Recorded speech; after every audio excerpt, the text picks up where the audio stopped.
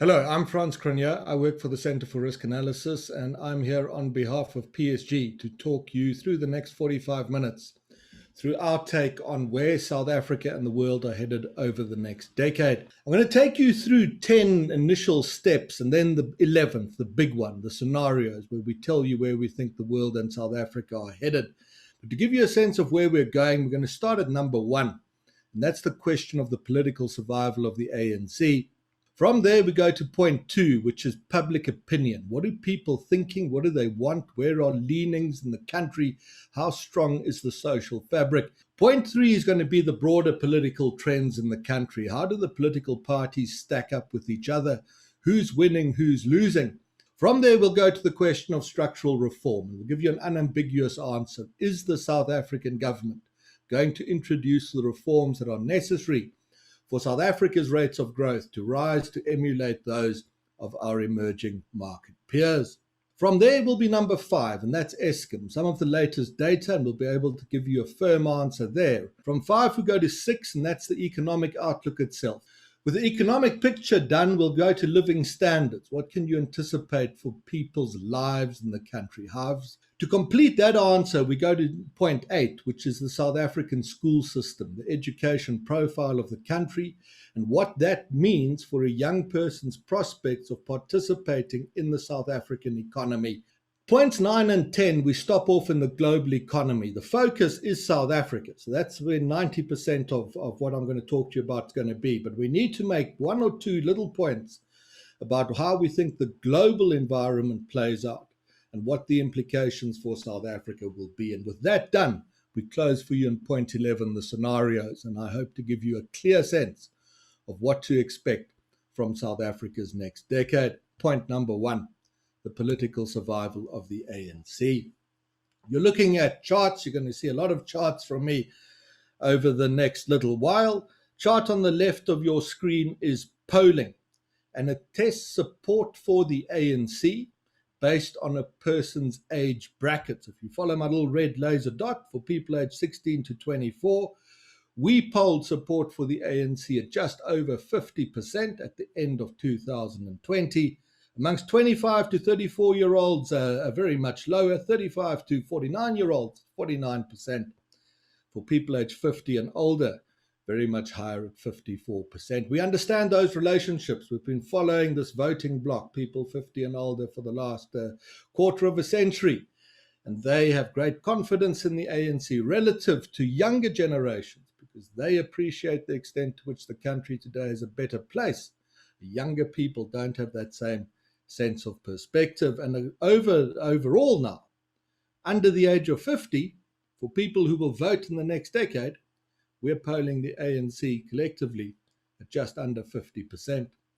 That's going to matter a lot because of what you see on the right of your screen. It's an age breakdown of the country's population.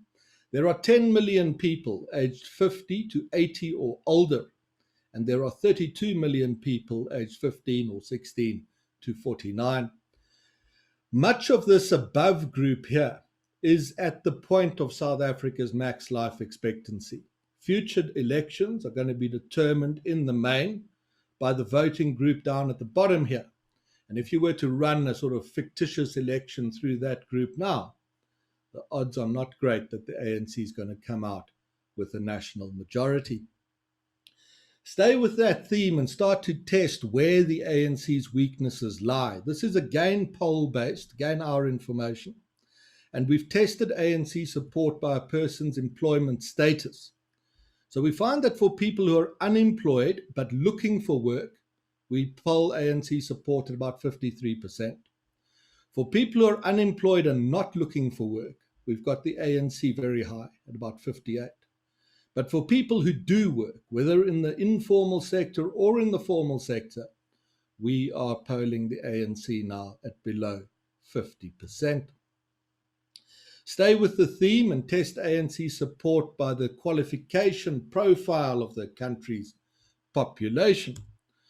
For people who have a primary school education as the highest level of education they attained, ANC support comes in incredibly strongly at around 70%. For people who have been through the first few years of high school before dropping out of school, we've got the ANC at about 56%. But for people who've been in the last 2 years of high school, let alone graduated high school, passed matric, we've got the ANC at below 50. And if you're a young person or any person, you've been to university, ANC support's coming in at a very low 30, just over 30, 31.6%. Stay with the theme again and test ANC support by the income profile of individuals in the country. And the data looks as follows. Left-hand side of the screen, the left-hand axis, are income categories. These are monthly incomes of individuals. And we start with people with very little income, and then we move into people with a sort of modest amount of income by South African standards, and then people who sort of start to get into what you might think are the middle classes by South African standards.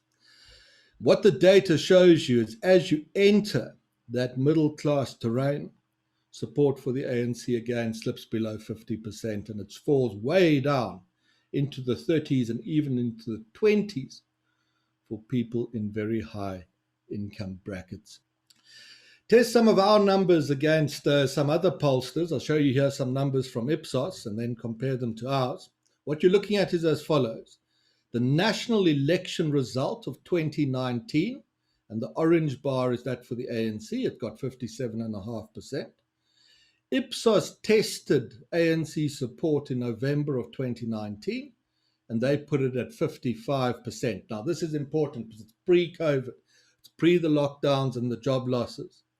On the very same methodology, Ipsos tested the ANC again in September 2020, and they saw a sharp step down, 5 percentage points. When we tested in December, we're about to test again, but I haven't got that for you yet.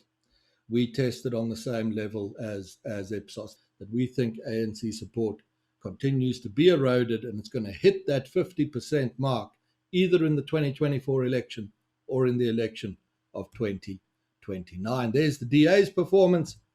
There's the EFF's performance. The DA sitting flat a bit. Don't worry too much about that 14. You work in the turnout scenarios there. You do push up the DA number. EFF growing very, very nicely. And that's a trend we anticipate continues, but we don't see them breaking through the 15% ceiling. First point from me then is we think this decade, South Africa's ruling party is going to be tested at the polls and could lose its national majority. That takes us to the second point for us in this sort of structured stepping stone briefing. What does the public think and want? Why is it losing confidence in the ANC? Best way to get an answer is to go and ask. And we ask in polling again. And the question here is, what is the most serious problem in the country that you think needs to be addressed? The data comes from December last year, and the answers are as follows. 50% of people plus, so unemployment and jobs. I've seen a lot of polling over many years. The South African answer to this question is always jobs first. Then comes crime and security. Then comes corruption. Then come the service delivery type questions. It's a predictable pattern. At the bottom of the pile come the populist political questions, such as land reform or inequality or racism and discrimination. And one of the reasons why the ANC is moving away from its support base and being abandoned by voters, I'm going to show you some more numbers on that now, is because ruling party politicians tend to emphasize the stuff at the bottom of this list, where public opinion demands the stuff towards the top of the list. We continue to be pleasantly encouraged by the strength of the broader social fabric within the country. Here's a poll question we've asked for a number of years. Do you think that relations between people of different races in South Africa have, let's start at the bottom, got better since 1994, and 41% of people do, stayed the same, and 26% of people do, and that's relative to those heady days of liberation, become worse? Only a quarter of South Africans say things have become worse, and 6% they don't know. We test this idea a lot in our polls. We find time and time again, there's a concept in South Africa we call the 70 percenters. 7 out of 10 South Africans comfortably are moderate in their opinions. They want essentially the same thing out of the country. They get along relatively well. And the image that's created at times in social media and the mainstream media of a country divided against itself does not stack up with what we have read over many years, going back decades, in fact, in public opinion polling on South Africa. So we're making 2 points now. The first is we think the ANC can lose an election, and we showed you that we think it's already lost the middle classes. It's on the verge of losing the youth. And I think on the middle class point, it's irrevocable. They can't come back again. Second point we made for you is South Africa's people are in the main very moderate. They see the world in the same way and they want the same thing. They're not turned against each other. If you add those 2 points together, an intriguing range of possibilities open themselves for South Africa's future.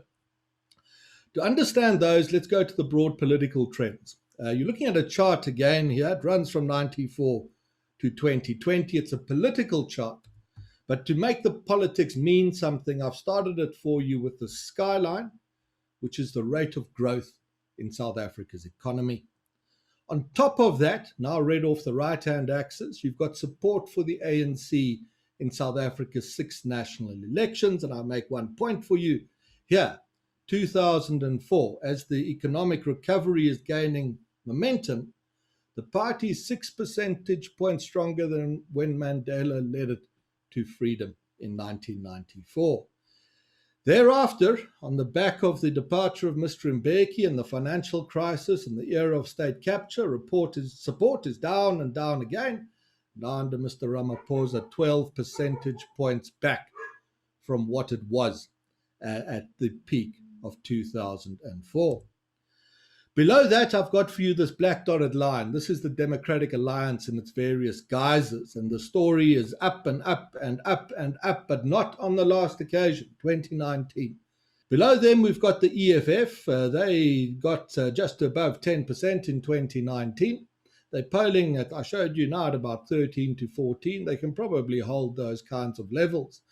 But beyond that, support for the EFF has a ceiling in the fact that the extent of moderation within public opinion in South Africa is vastly understated by the bulk of analysts. But the EFF here is in the wrong place. Doesn't belong down there. Belongs up here, from whence it came. A franchise of the ruling party established under protest and exile. And when you do that and you put the EFF back into the mother body, as it were, you might draw the conclusion, the data leads you there, that the ANC collective is no weaker than it was a decade ago, and it's in fact stronger than it was a quarter of a century ago. Analysts do tell their clients that it is wrong, and I'm going to show you on the next chart why it's wrong, even though the data suggests it is true.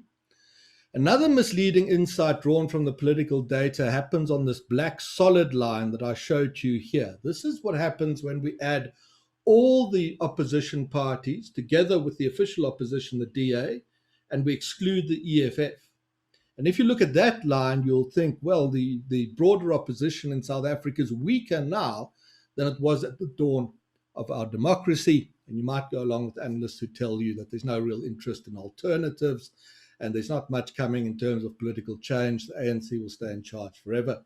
I think they are wrong on the facts. And the reason we think that is what you see happening on this chart over here. 6 dates. These are the 6 national elections, and we're comparing 2 indicators for you. In red, the number of eligible voters who did not vote, and we're comparing them to orange, the number of people who voted for the ANC. 1994, that latter number beats the former hands down, but it's a historic moment. It's an epoch-making moment. It's not going to be repeated. By 1999, South Africa is beginning to normalize. 2004, the non-voter number creeps above the ANC number, and that continues into 2014 before it really leaps away into the election of 2019. There are now substantially more people who do not vote, but are entitled to than the number of people who vote for the ANC. These are not apathetic voters, and they're not lazy people, and they're not people who don't know that they should vote.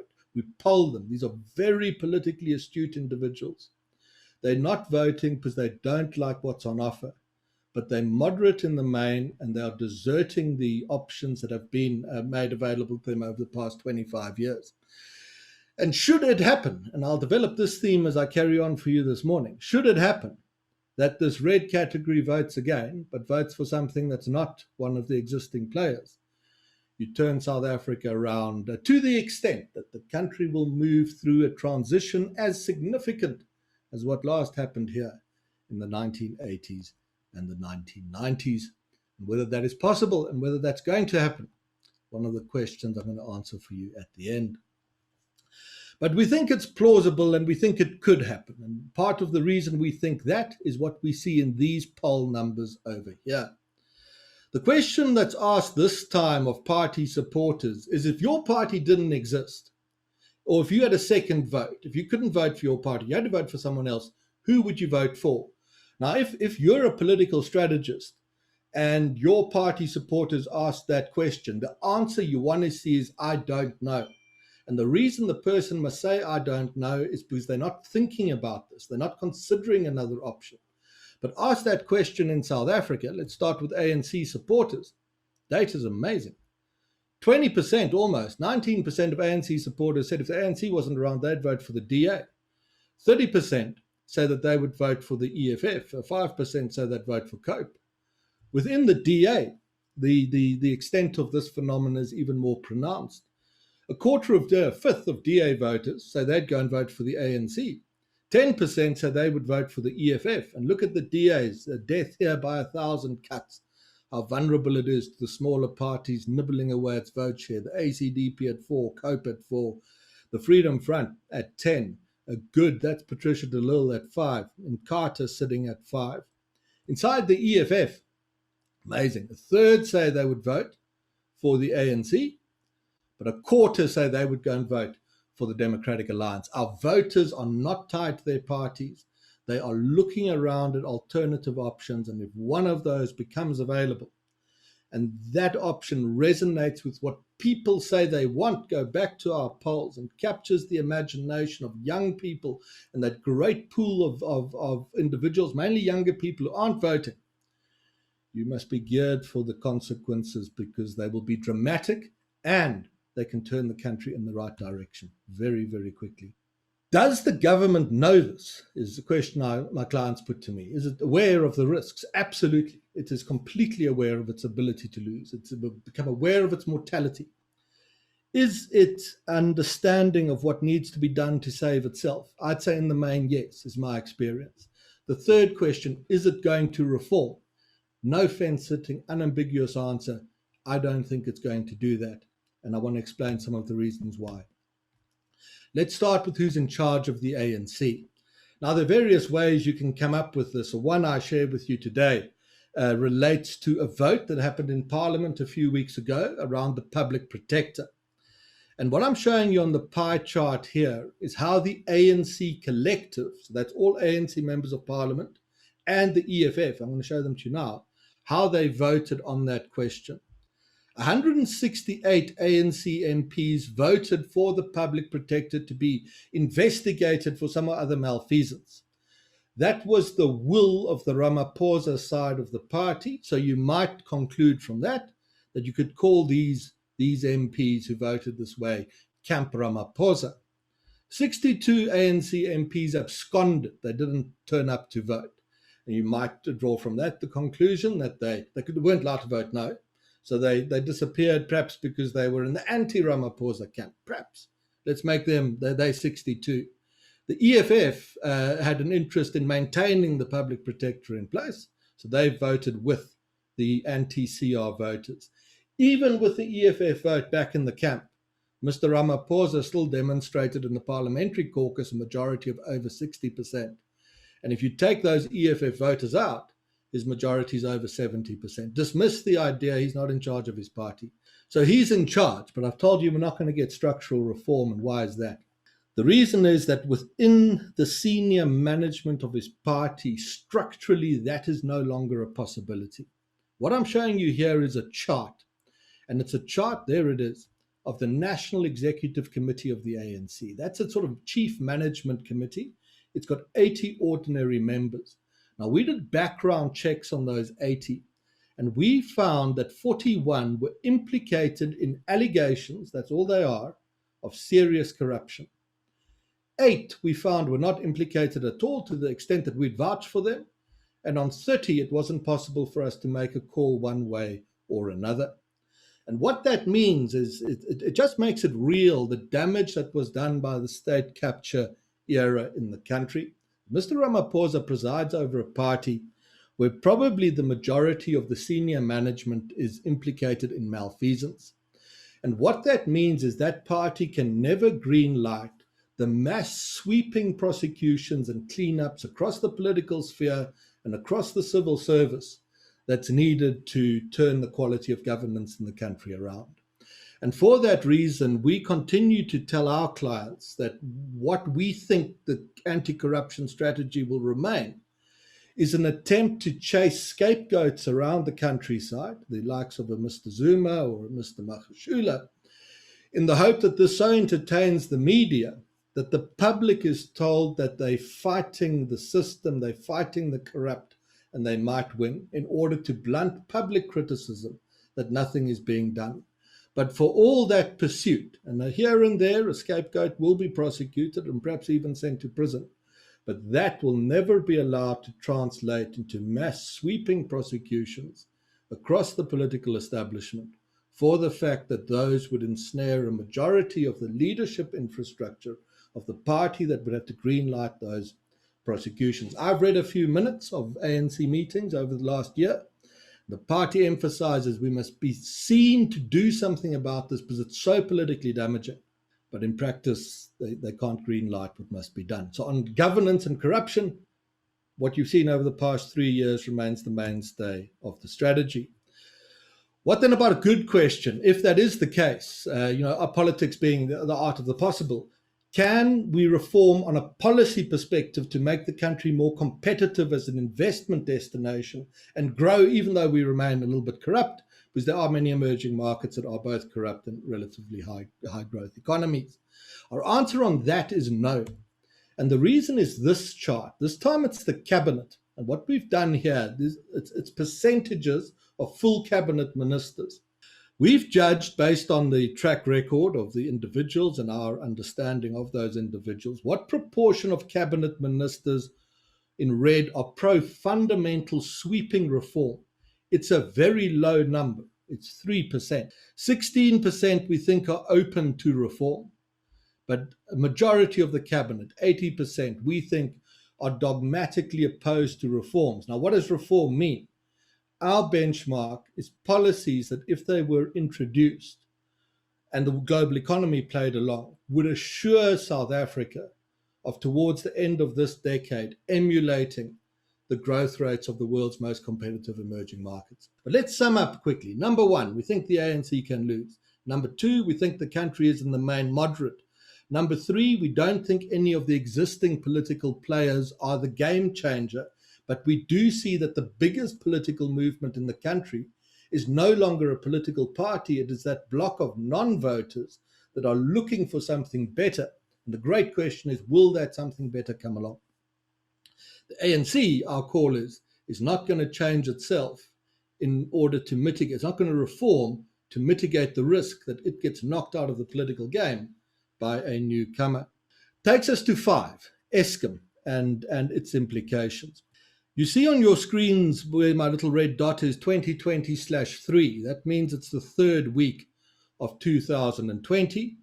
And then week for week, my colleagues move through the energy data right up until the 20th week of 2021. And the first thing we show you are these green bars. They are the energy availability factor for the country. And that figure sits at about 60%. You get to it by deducting from what could be generated planned outages or maintenance, and maintenance is a very good thing, unplanned outages where things break down, and other outages where things disappear a little bit, but they're small in numbers, so they don't matter. The data works really well. Look how, as South Africa enters its winter, Eskom has to raise the availability factor by cutting back on its maintenance. As we enter spring, how Andre de Ruyter is able to expand his maintenance program.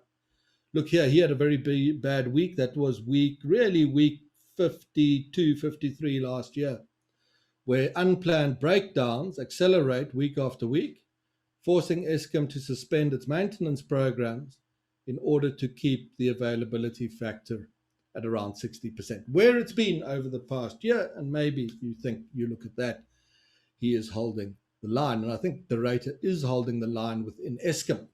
But that's the wrong way to look at the energy problem, and it's a wrong question to ask. Can the rate save Eskom? And you'll see that when I take you away from a 1-year view and show you a 10-year view of the energy availability factor. Energy availability, same green bars, now is a green line, down from 80% to 60% over a decade. A consequence of what's happening here, the red line. This is the unplanned outage factor and energy infrastructure breaking down. Even if Mr. de Ruyter gets Eskom right in terms of its debt position, its staffing, its internal maintenance, which will be a great success and to be welcomed, our estimates are that for South Africa to compete with emerging market growth rates by the end of this decade, South Africa will need to generate a quantum of energy outside of Eskom, of electricity, that competes with what Eskom is able to generate.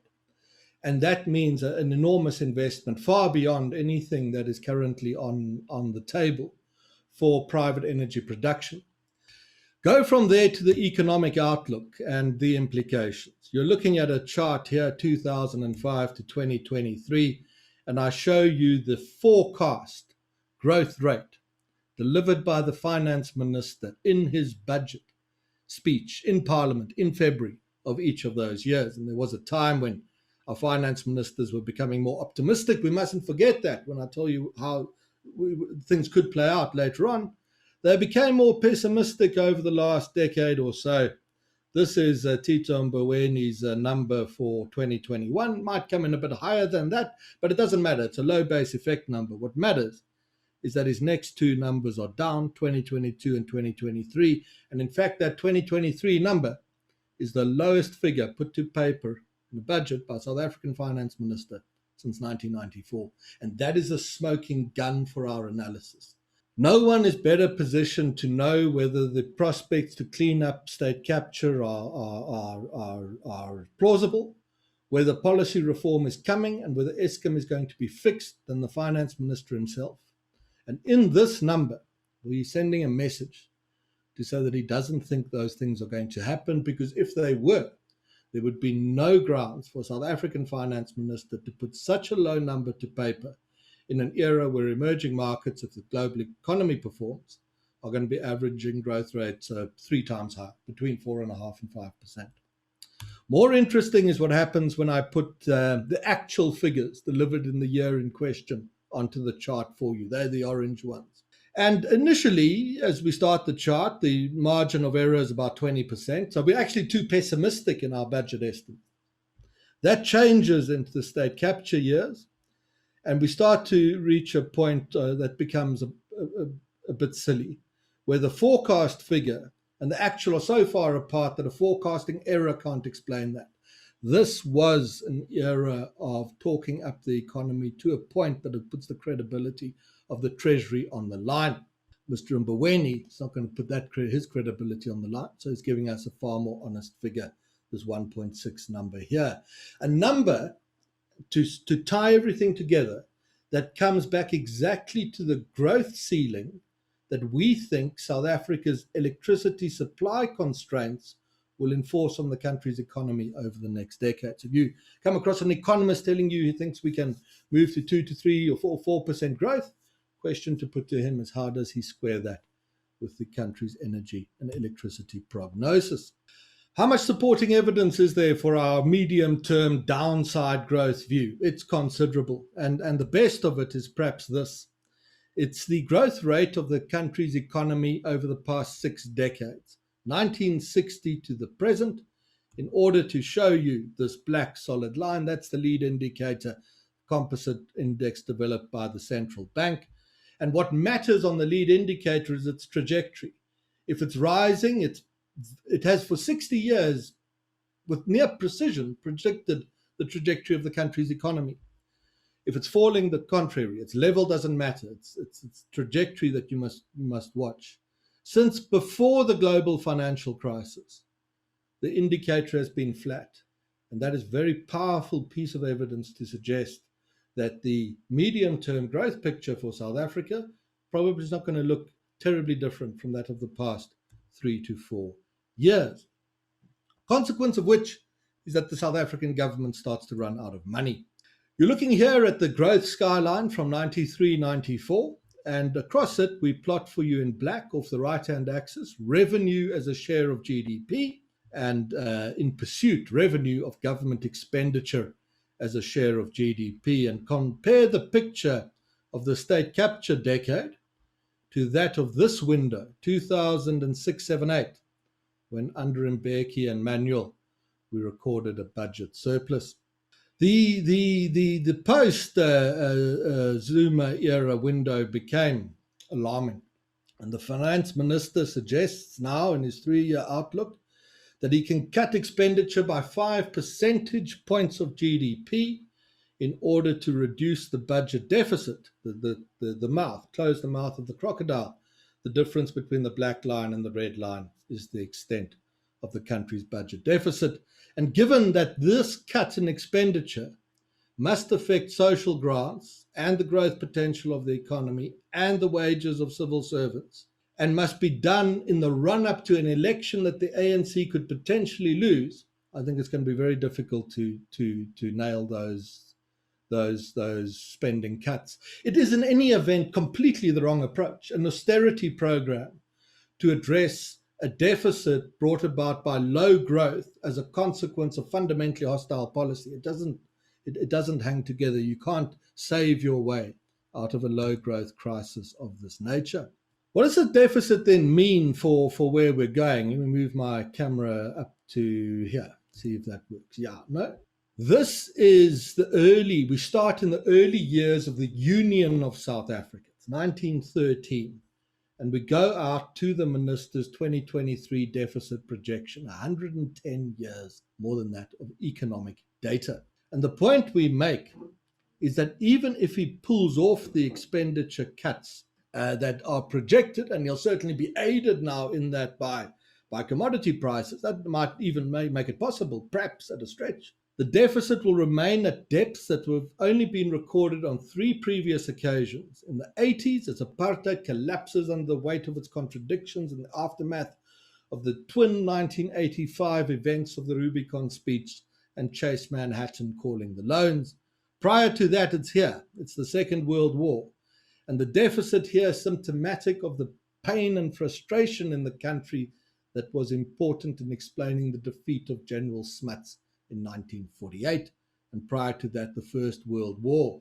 Deficits change governments, and this deficit outlook, given the consequences of its 2 predecessors, tie into our view that on the sort of decade outlook, becomes realistic to consider that South Africa is indeed on the brink of one of its great political realignments. The point we make on this chart is to introspect and say to ourselves, can we be wrong? If we are wrong, we're going to see it early on. That's the good news. We won't be wrong for long. This chart, 94 to 2023, is government debt to GDP, and recall, inherited at a level, the momentum of which took it to over 50% in 96. The ANC had cut debt levels in half a decade after that. And the people who did this, the technocrats, are still in the ecosystem of the broader ANC. Thereafter, the debt position worsens alarmingly, and now it's taking off. The minister is trying to cap the forecast at 90%. We can see the figure breaking through 100% of GDP. But I'm trying to show you this number. It's fixed investment to GDP, which runs so neatly over that debt data. Now, fixed investment to GDP is a very volatile indicator. You must read it with caution. But the broad stroke trend of the up and the down are correct. If we are wrong in the calls we are making on where we think it's going, on reform, etc., on growth, on Eskom, on electricity, we will get an early warning as this fixed investment line starts to fight its way up very quickly, and my colleagues and I will then reassess our view. But we do that in any event, but we don't anticipate that black line climbing. What does this mean for living standards in the country then? First point is that living standards improved to an extraordinary extent in the first decade of South Africa's democracy, which is something that the ANC of that era never got the requisite credit for. And an unusual way to demonstrate that is this chart. It's the dependency ratio. It measures for you how many people in the early years of democracy, around 400, depended on every 100 people with a job. And that ratio will fall away to about, bottom out at around 250 a decade or so after, 15 years after the ANC has come to power. It then begins to rise in the latter years of the state capture movement, continues to rise into the Ramaphosa years, and the decisions made around the lockdown went horribly wrong for the labour market. I'm going to show some of that to you a bit later. But life did get better. The reason life got better had partly to do with jobs, and I'm going to get back to in a minute, and partly to do with the extent to which broader service delivery and welfare efforts raised the basic living standards floor in the country. The red bars you're looking at here are the number of social grant beneficiaries, rising from around 2 million to now just, they sit at under 20 million 20 or 25 years later.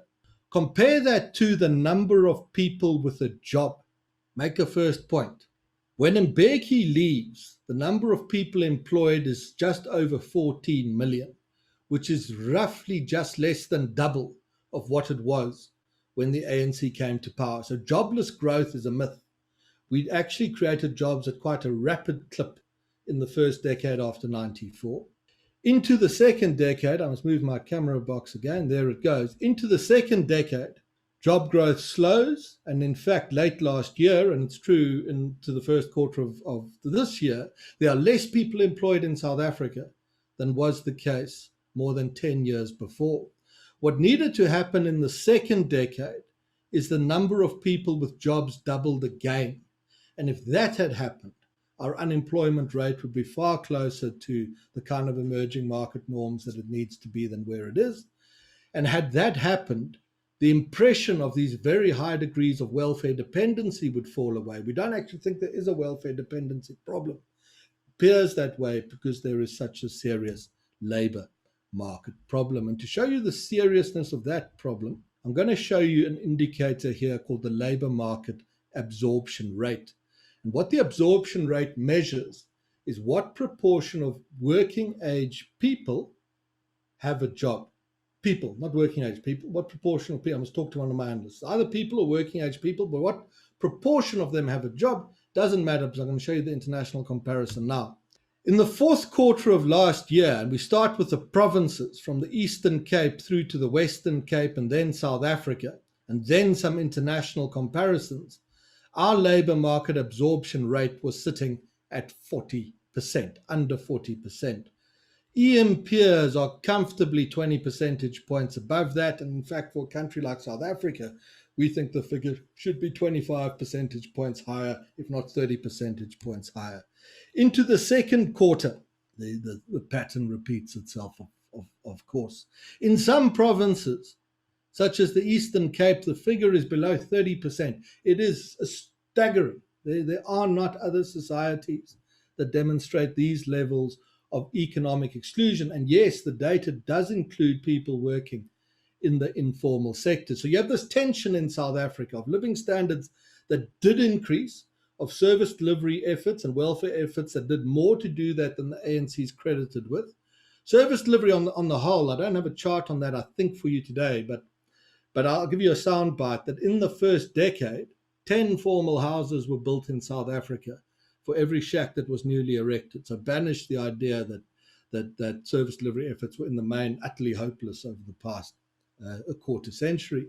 So you have this tension of this rising living standard measured against this extreme level of formal economic exclusion. And that tension, a crisis of rising expectations, very central to the political trends we pick up in the polling that we produce. Now, this economic exclusion question is anchored in the worst place of all, which is the country's education system.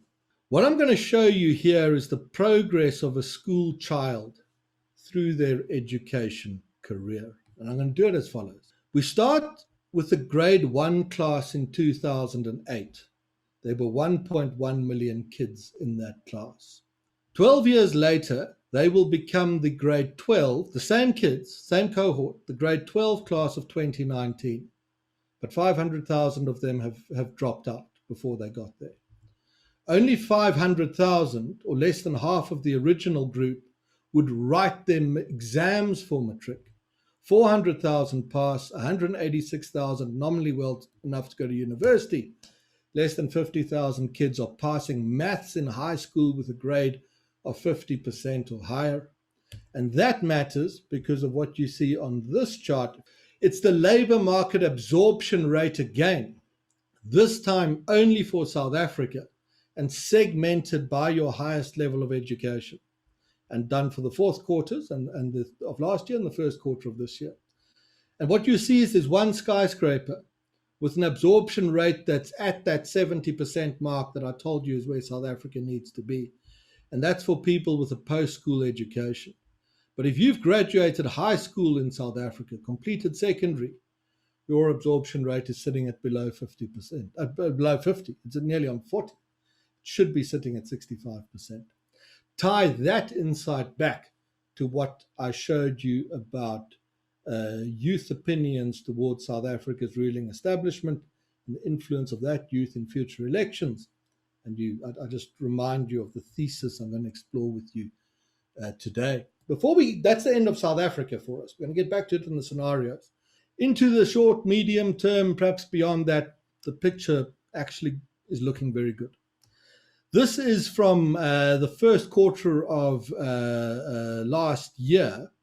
The number of COVID infections in Brazil, that stabilized. France, a representative of Western Europe, been through its two peaks, now falling away. The Germans are doing the same. India doing the same as well. The India experience was terrible, the most recent peak, but the data never printed at levels out of line with peaks experienced in other countries. There's South Africa's two peaks. We're now going to go through our third peak, and there's even, incredibly, the prospect of a fourth South African peak into the end of this year, into next year, if we don't get our vaccination act on the go. There's the UK and there's the United States of America. For the time being, the pandemic is, from a sort of global GDP perspective, it's on the way out, and it might be kept down for a long time. Vaccination efforts around the world are central to that. Here is the picture for the G20 on the 30th of May, and at the bottom of the list, regrettably, sits South Africa with its far too slow rollout. You know already, your PSG people show them to you, the commodity pictures and the like, and how very, very strong those are, and the PMI numbers and what they've been and how they are beginning to recover. So to give you a sense of where we see the global economy going, we actually just pulled out some of the air travel data that's amazing. This is the United States. It runs from 1991 into 2021, and this is jet fuel consumption in the US. And look how nicely jet fuel consumption shows you 2000, 2001, shows you 2008. This was unprecedented.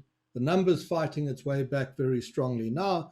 It's a great proxy for the global economy, and you can see why it's fighting itself back. It's fighting back because more people are taking to the air in the United States. What I'm showing you here is in 2019, so the red is all 2019, from January to May of that year, the number of airline passengers that passed through TSA, Transport Safety Administration, metal detector checkpoints before getting on planes in America.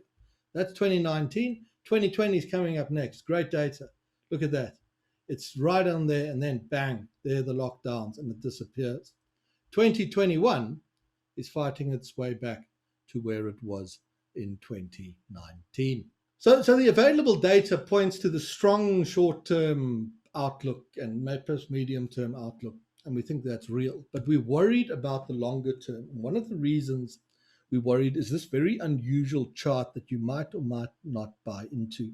What's happened here is my colleague Becky Mahlobo, who builds a lot of these charts for me, has multiplied the inverse of the PE ratio of the American stock market by the 10-year yield.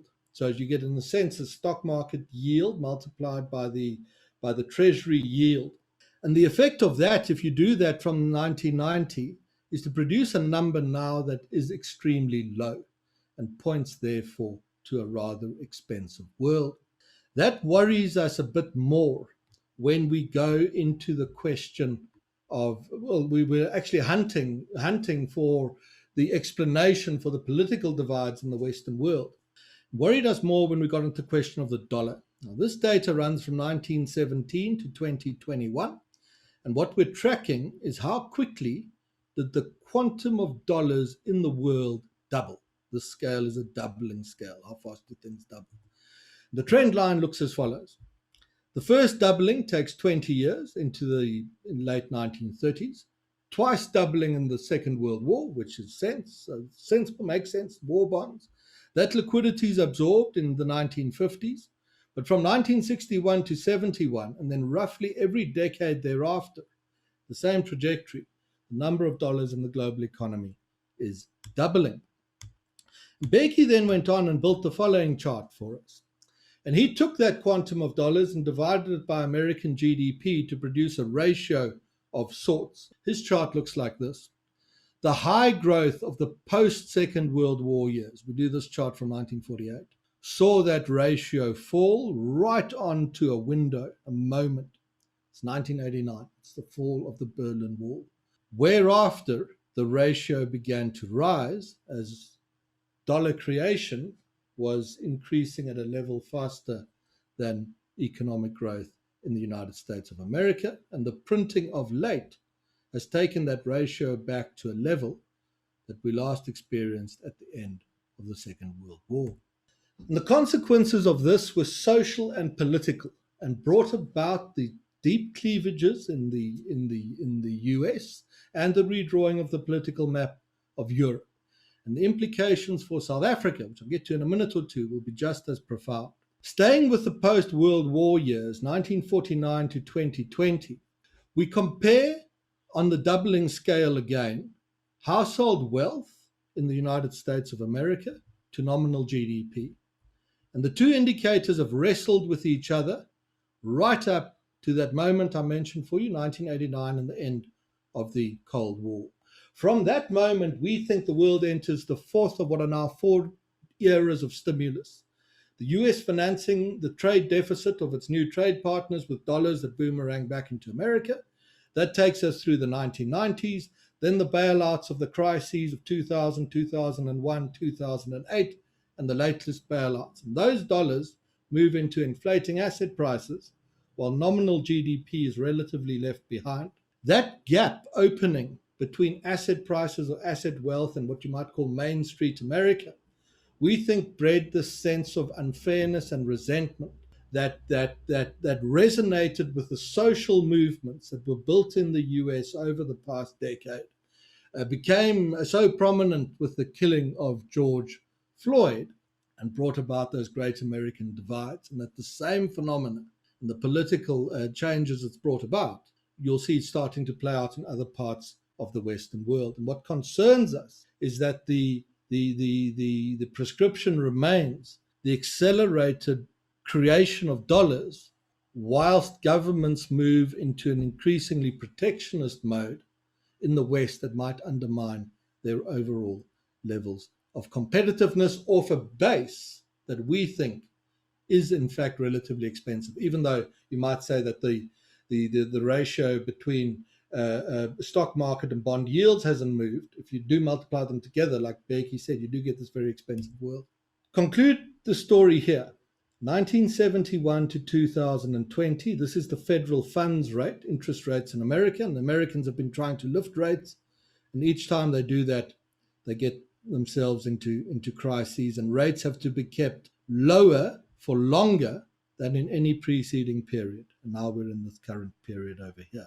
There is the asset price story of the S&P 500.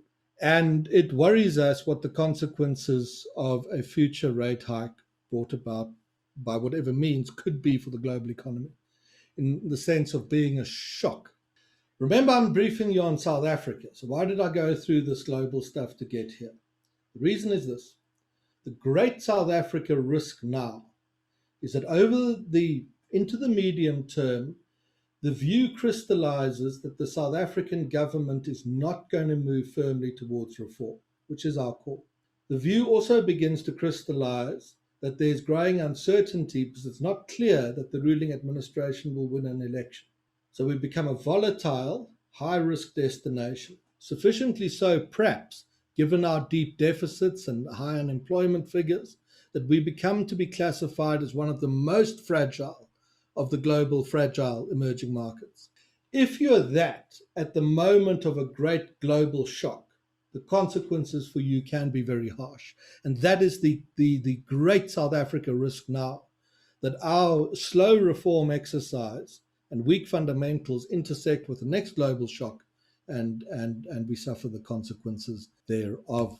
So what's going to happen? That's the great risk of the lot. Well, we answer that in terms of scenarios. For us, the question now, to answer that question for you, is will the ANC stay above 50? Or is it going to fall to below 50 in the 2024 or 2029 elections? And while that happens, is whoever is in charge going to introduce an effective reform strategy, or will there in practice be no reform strategy? How those questions are answered around South Africa give you directions in which you can start to think. The best case is top right. We call it reform and recovery. The ANC is above 50 because it reformed effectively, and we were wrong. The long game analysts were right.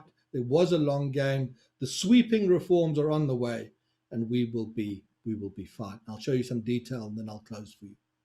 Second outcome is more interesting. The ANC goes below 50, and that creates an opportunity for something else to come along and drive an effective reform strategy. So we reform again, but by a very different avenue to what the bulk of thinkers suggest is sometimes the only avenue. Where we don't want to be, if you see this coming, you need to be robustly positioned, is the ANC below 50 with no reform strategy, and I'll show you what that world's like in a second. And the fourth outcome that you can think in the direction of, we created for clients, is how does the ANC stay above 50 without a reform strategy? Give you the brief detail on those, the simple detail, then I'm done. If it's top right, reform and recovery, it's going to go like this. Sweeping reforms are introduced across the country's economy. Go back to my harsh judgment on the cabinet. I made the point of the energy minister and the ensuing prognosis. I could also make the point to you about the Labour Minister, who remains hostile to fundamental reforms in an environment where in some provinces the absorption rate is below 30%, and for kids who graduate high school it's sitting on 40%.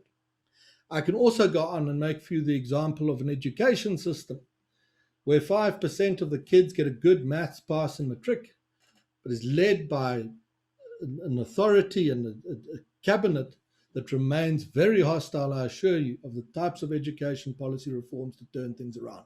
So all of that changes. You get sweeping reform.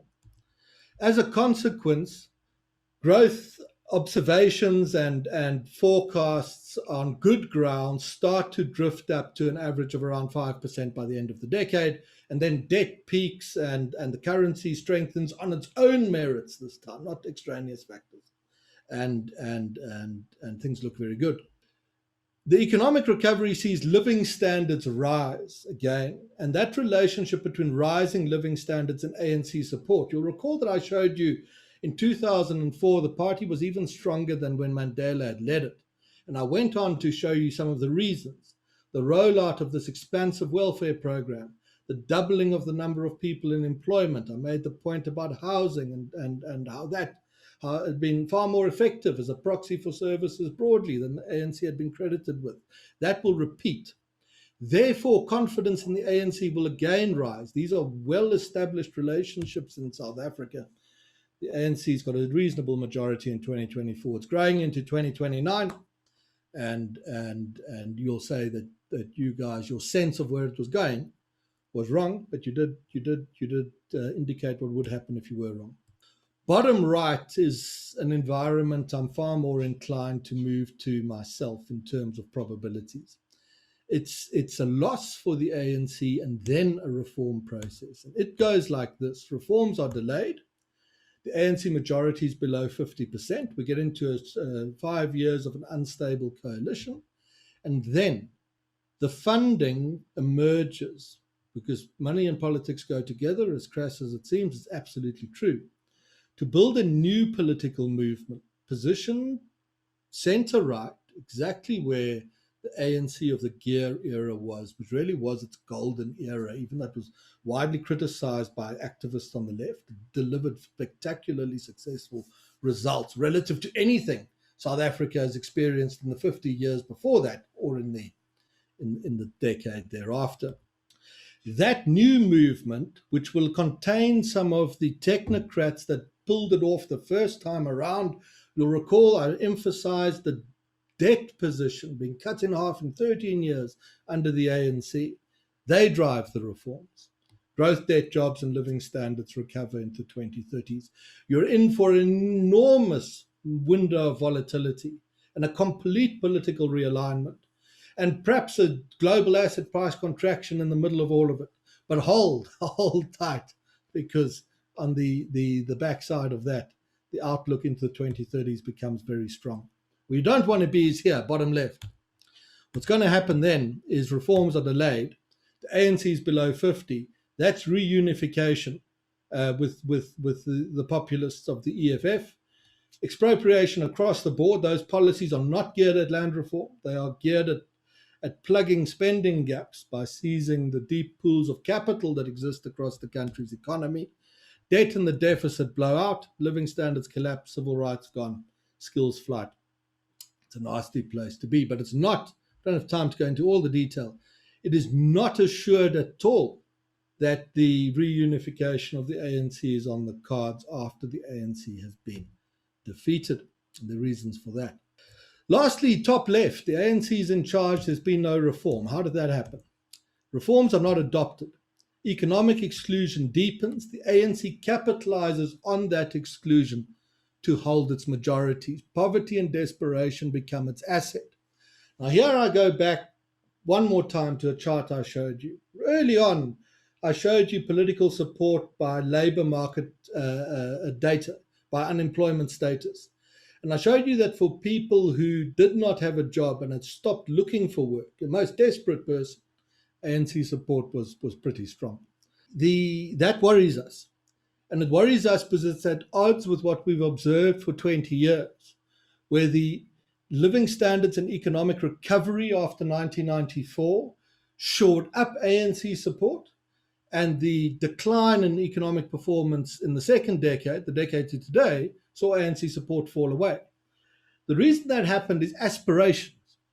People had great aspirations at the dawn of democracy. The ANC met them for a decade. It was rewarded. Those were dashed, and the consequence was the ANC's punished.